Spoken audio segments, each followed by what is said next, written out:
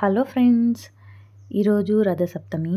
పొద్దున్నే లేచి head bath చేద్దాము అని చెప్పేసి జిల్లేడాకులు తెచ్చుకోవడానికి వెళ్ళాను.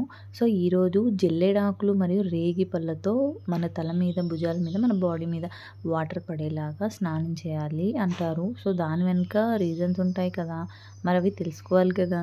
ఎందుకంటే జిల్లేడు చెట్టు మరియు రేగి చెట్టు ఎక్కువ సన్ ఎనర్జీని స్టోర్ చేసుకునే చెట్లు అనమాట. సో, ఆ ఎనర్జీస్ కూడా సన్ ఎనర్జీ కూడా మనకి కొద్దో గొప్ప ఆ చెట్ల ద్వారా మనకి వస్తాయని చెప్పేసి అవి నా నెత్తి మీద పెట్టుకొని అవి వాటర్ మన బాడీ మీద పడే విధంగా అలా స్నానం చేయాలి అంటారు. పిల్లలకి మరియు పెద్దవాళ్ళు ప్రతి ఒక్కళ్ళు చేయాల్సిందే.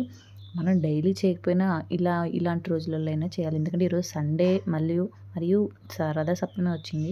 మా ఇంటి ఎదురుంగా చెట్లు అన్నీ తమలపాకు చెట్లు, అలోవెరా, తులసి ఇవన్నీ air freshener trees and positive energy ఇచ్చే ట్రీస్ అనమాట. సో, ఇవి ఇంటి ఎదురుగా ఉంటే ఎయిర్‌ని ఫ్రెష్ చేస్తాయి. పాజిటివ్ ఎనర్జీ ఉంటుంది.